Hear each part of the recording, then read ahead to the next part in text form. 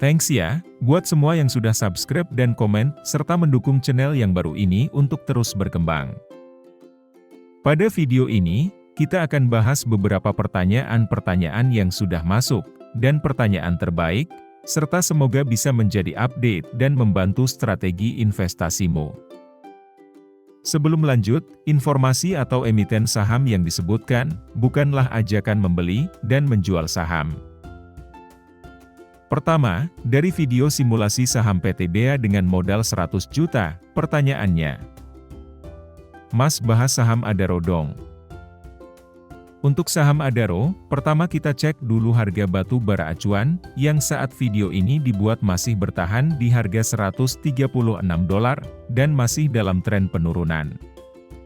Kemudian untuk harga saham Adaro, sepanjang tahun 2023 ini, harganya masih turun sebesar 33,70%. Laporan kuartal 2, saat video ini dibuat juga belum rilis, jika mengacu pada laporan 3 kuartal terakhir, memang pendapatan dan laba bersih Adaro, masih mengalami tren penurunan akibat dari penurunan harga batubara dunia. Kemudian, dari saham yang bisa diperdagangkan. Pada bulan Juni ke bulan Juli 2023, porsi kepemilikan investor asing terpantau berkurang sebesar 0,2%.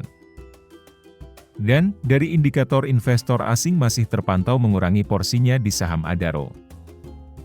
Selanjutnya, komentar dari akun @markomws9754. Tolong simulasi ITMG dong. Konsepnya sama dengan simulasi saham PTBA, menggunakan modal 100 juta.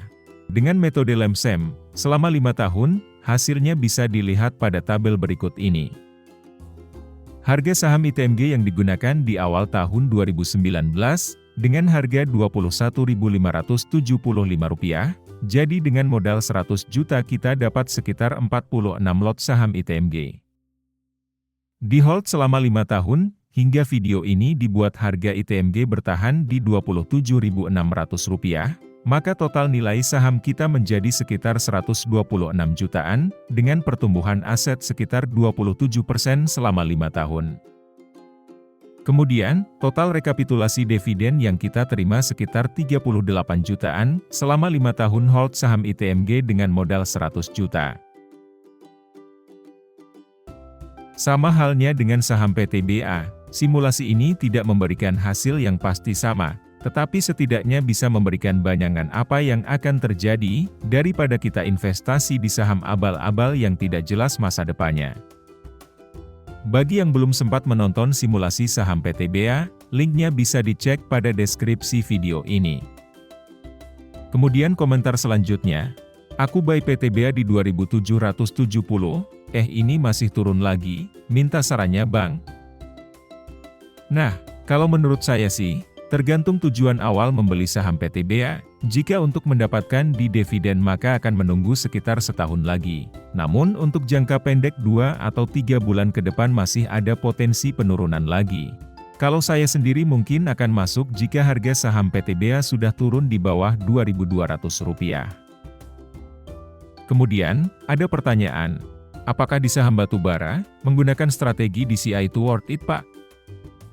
Pertama, tergantung sahamnya dulu, apakah itu saham PTBA, Adaro, ITMG yang secara historis sudah terbukti konsisten membagikan dividen dalam jumlah yang besar.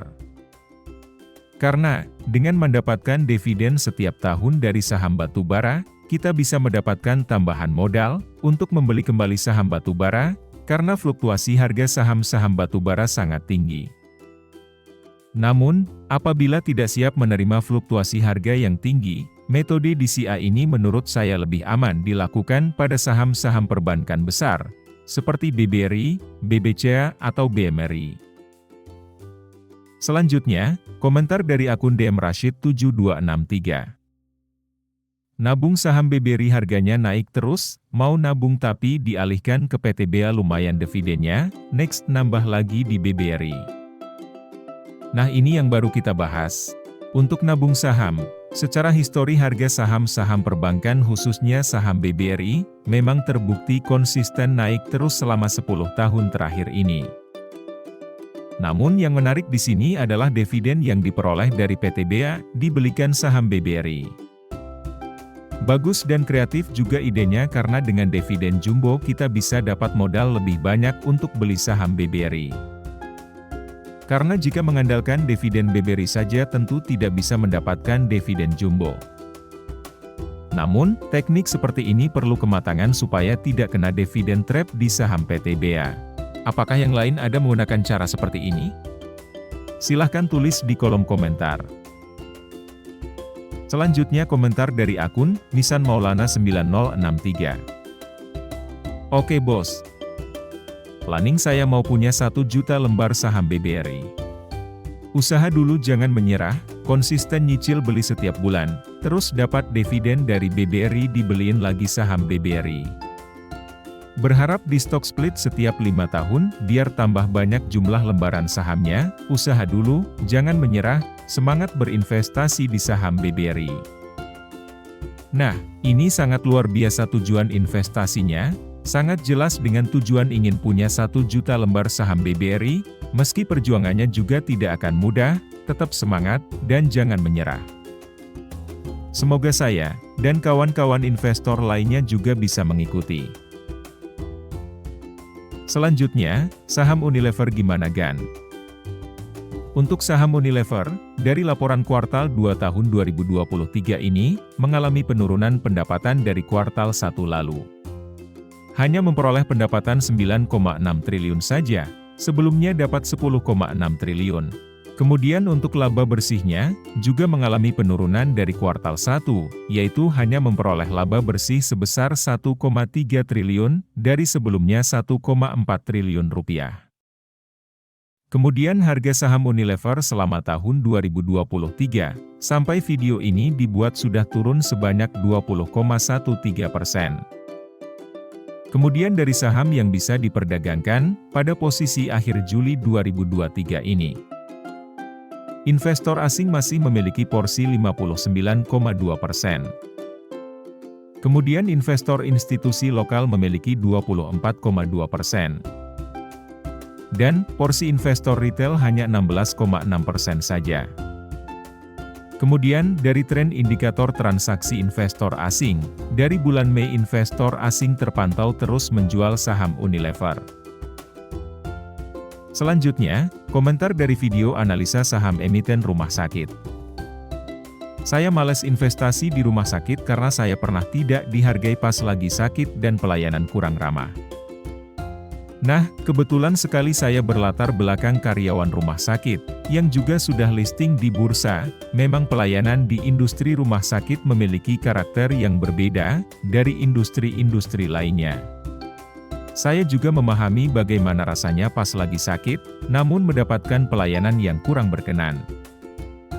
Sepengalaman saya sendiri, sampai saat ini industri pelayanan kesehatan di Indonesia masih terus berbenah, untuk memberikan pelayanan kesehatan yang lebih baik lagi. Kemudian untuk investasi, ya saya sendiri memang belum ada rencana untuk investasi di saham-saham rumah sakit dalam waktu dekat. Selanjutnya, Sido muncul gimana Min? Untuk saham Sido muncul, kasusnya hampir mirip dengan Unilever. Dari laporan kuartal 2 tahun 2023 ini, mengalami penurunan pendapatan dari kuartal 1 lalu. Hanya memperoleh pendapatan 746 miliar saja, sebelumnya mencatatkan 907 miliar.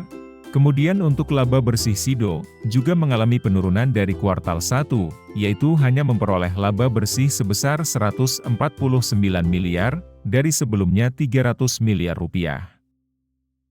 Kemudian harga saham Sido muncul selama tahun 2023, sampai video ini dibuat sudah turun sebanyak 12,75%. Kemudian dari saham yang bisa diperdagangkan, pada posisi akhir Juli 2023 ini. Investor asing masih memiliki porsi 66,2%. Kemudian investor institusi lokal memiliki 12,4%. Dan, porsi investor retail hanya 21,4% saja. Kemudian dari tren indikator transaksi investor asing, berbeda dengan saham Unilever, investor asing terpantau baru jualan di bulan Agustus pada saham Sido muncul. Demikian pembahasan dari sesi pertanyaan dan komentar terbaik dari bulan Juli. Bagi yang belum sempat dibahas, silahkan tulis di kolom komentar untuk pertanyaan pada video selanjutnya. Terima kasih sudah menonton sampai habis, dan sampai jumpa lagi pada video analisa saham lainnya.